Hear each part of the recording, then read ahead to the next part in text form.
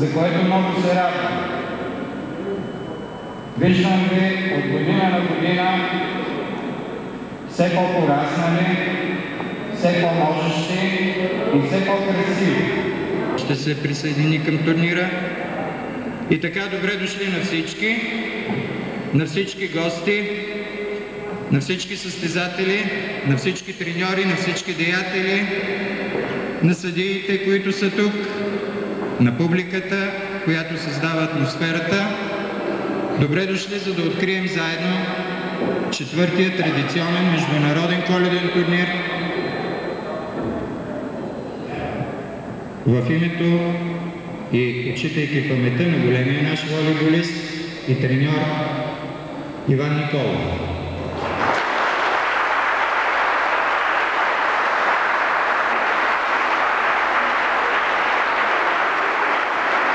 Благодаря ви много.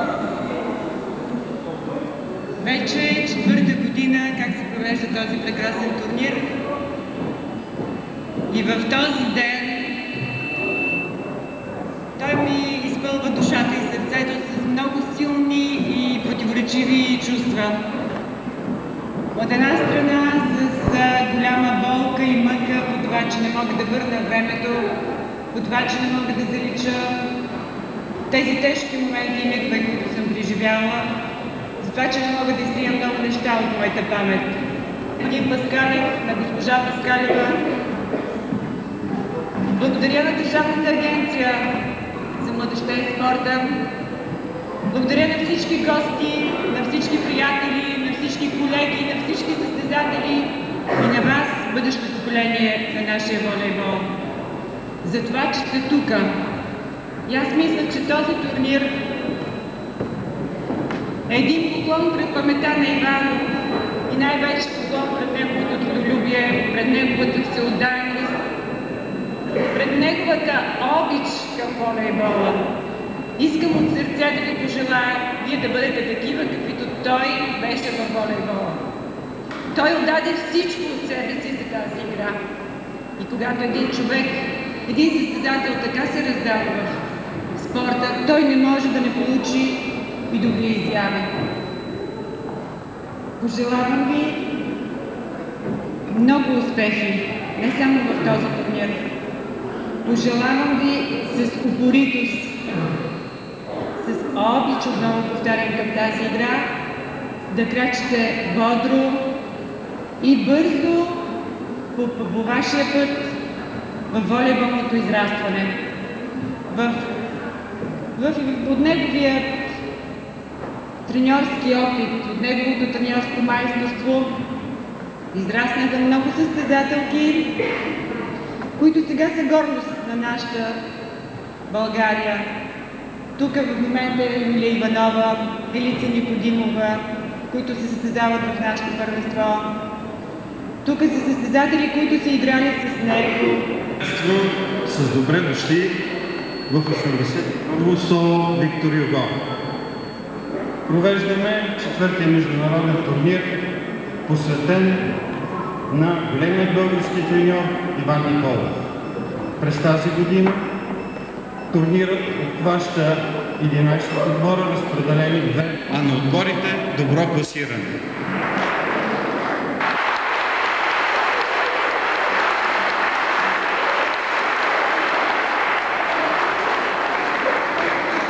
И така Столична община и заместник-кмета на Столична община, господин Петър Станков. Господин Петър Станков, моля заповядайте да откриете четвъртия международен турнир.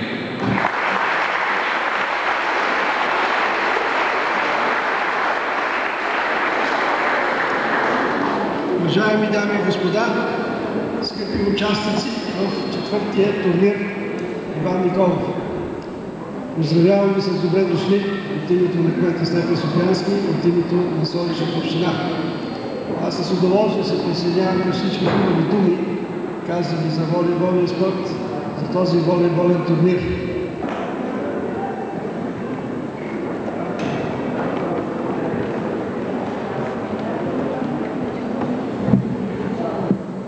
С това, както чухте, турнира се откри официално програмата имат всички.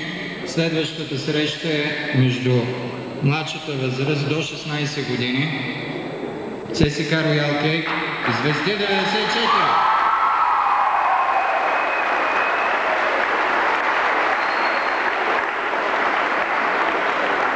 И напред продължаваме по програма. Моля сега отборите според сценария да се изтеглят. Моля официалните гости да останат за момент тук.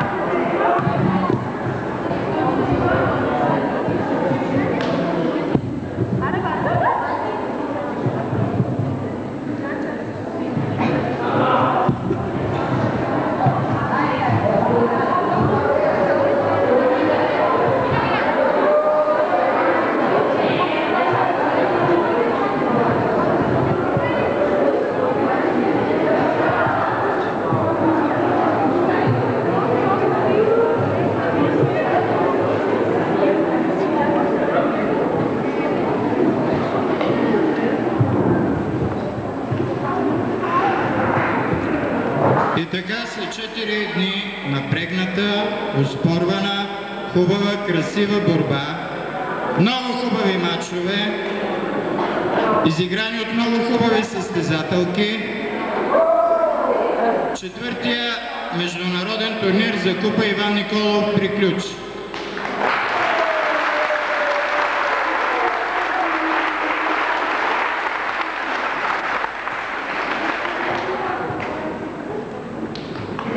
Съобщавам класирането. Моля капитаните на отборите да имат готовност, защото, както виждате, масата е отрупана с награди. И така, на 7-о място отбора на Септември. Господин Петър Станков, заместник-кмет на град София.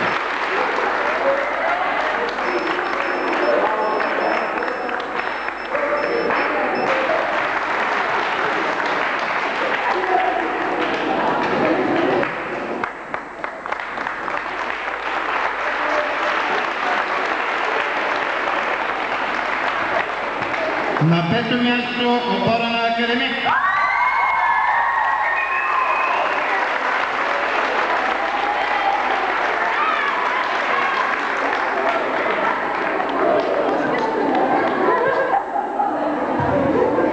Четвърто място отбора на Локомотив.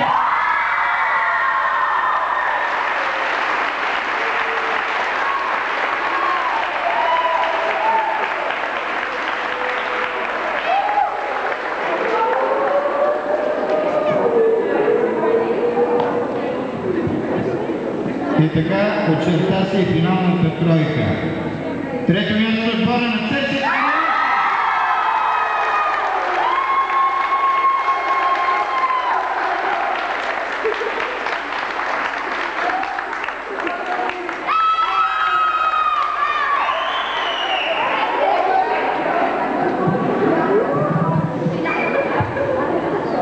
Второ място отбора на Левски.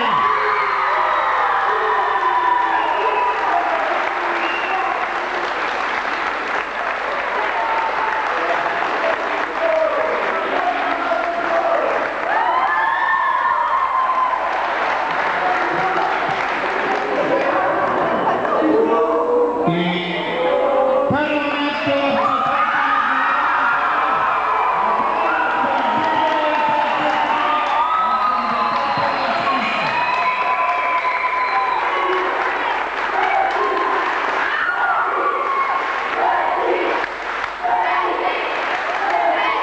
наградата връчи госпожа Дарка Николова.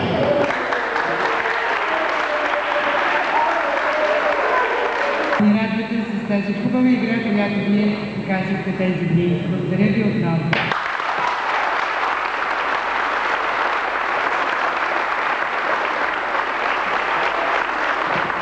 Директора на 81-во училище господин Емил Христов.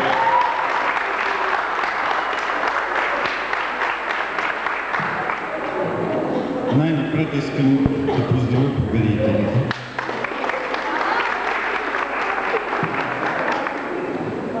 И всички участници в турнира, да пожелая много здраве и успехи в спорта и учението. На добър час, момичета!